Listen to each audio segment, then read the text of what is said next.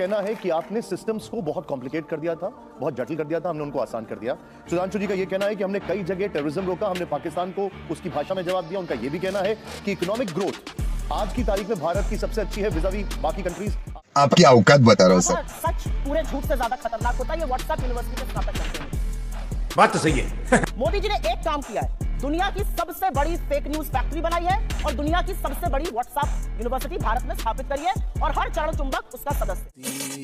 उन्होंने आतंकवाद पर बात बोली, निकालिए अपने अपने फोन। अभी पिछले 2 हफ्तों में रजौरी में और पुंज में आतंकवादी हमले में हमारे 5 जवान रजौरी में और 5 पुंज में शहीद हुए। इस देश के प्रधानमंत्री के पास एक क्रिकेटर की उंगली टूट जाने पर ट्वीट करने का वक्त है, लेकिन एक वक्तव्य इस देश के गृह मंत्री का, इस देश के प्रधानमंत्री का हमारे 10 जाबाजों की शहादत पर नहीं आता। आपको क्या लगता है, आप आतंकवाद को स्वीकारेंगे नहीं, एक्सेप्ट नहीं करेंगे कि हमारे जाबाजों की शहादत हुई है तो वो बंद हो जाएगा? उन परिवारों से पूछिए, क्या उनको सम्मान और श्रद्धांजलि इस देश के प्रधानमंत्री को नहीं देनी चाहिए? आप मौन क्यों हैं? 10 जाबाजों की शहादत हुई है पिछले 2 हफ्तों में। 20 जाबाजों की शहादत हुई चीन में, वहां पे गलबैया कर रहे हैं, झूला झूल रहे हैं चीन के साथ, साबरमती में बैठकर शहनाई सुन रहे हैं। ये बात करेंगे चीन पर? 18 बार प्रधानमंत्री चीन में गए, भगवान जाने क्या चीन से रिश्ता है, वो चीन का नाम लेने में कतराते हैं। क्यों डरते हैं हमारे प्रधानमंत्री चीन का नाम लेने में? ये सवाल मैं पूछती हूँ, ये सवाल देश पूछता है। 20 जाबाजों की शहादत हुई। इन्होंने कुछ यही नहीं, अभी और सुनिए। उन बातों को बोलने से पहले मैं एक महिला हूँ, आधी आबादी की बात कर लेते हैं। यहाँ से मुश्किल से 10 या 15 किलोमीटर दूर पर इस देश की सबसे डेकोरेटेड, सबसे सम्मानित वो लड़कियां जिन्होंने बड़े बड़ों को पटखनी देके हम सबके सीने गर्व से चौड़े किए, 1 महीने से बैठी हैं और यौन शोषण का आरोप आपके सांसद पर लगा रही हैं। आपके मुंह से एक शब्द नहीं फूटता है, एक शब्द नहीं निकलता है मोदी जी के मुंह से, एक शब्द नहीं निकलता अमित शाह के मुंह से। क्या ऐसी आपकी फंसी है ब्रिजभूषण शरण सिंह से कि आप नहीं बोलते हैं? ये सवाल मैं एक महिला होने के नाते पूछती हूँ, मैं एक महिला होने के नाते पूछती हूँ। बिल्किस बानो के अपराधियों को किसने रिहा किया? क्योंकि वो मुसलमान थी तो आप बोलेंगे नहीं? अंकिता ठाकुर का जिसने कत्ल किया, जिसने उसको जिस्म फरोशी में ढकेला, वो आपके विधायक का बेटा था। आप क्यों चुप है? आपने वहां पर इमारत ही गिरा दी कि सबूत ही ना मिले। आपका विधायक दोषी पाया गया है हत्या और सामूहिक बलात्कार का, कुलदीप सिंह सेंगर। ये बात करेंगे महिला सुरक्षा पर? ये चूड़ियां भेजते थे प्रधानमंत्री को, आज इनके मुंह से एक शब्द नहीं फूटता।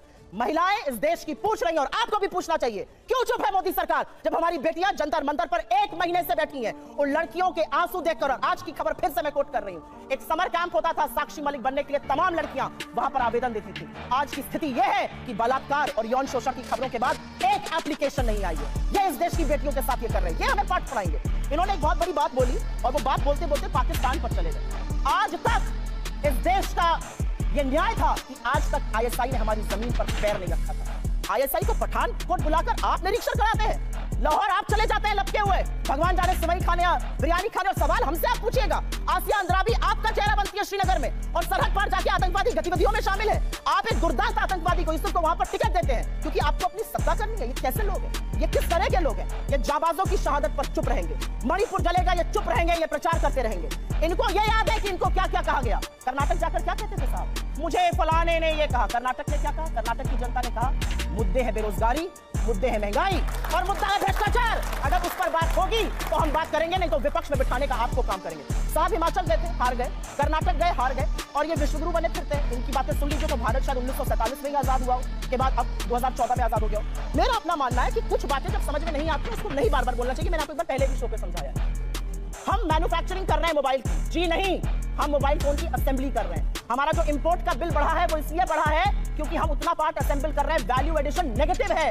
हमारा जो कार का एक्सपोर्ट का मार्केट था वो कम हो गया है। सच को स्वीकारिए साहब, तब आप सच का समाधान कर पाइएगा। बेरोजगारी नहीं है, महंगाई नहीं है, अडानी ने कोई महाघोटाला किया ही नहीं है, चीन है ही नहीं। जब आप आंखों पर पट्टी बांधकर शासन चलाइएगा तो देश का वो हाल होगा जो हो रहा है। मैं तो एक महिला होने के नाते एक ही सवाल पूछना चाहती हूँ कि हाथरस की गुड़िया को आप 2:30 बजे जलवाएंगे, दोषी रेप में आपके विधायक पाए जाएंगे, आपके सांसद के ऊपर यौन शोषण का आरोप है, आपके विधायक का बेटा एक लड़की के कत्ल का मुलजिम पाया जाता है। आप अब महिलाओं की बात कब करिएगा?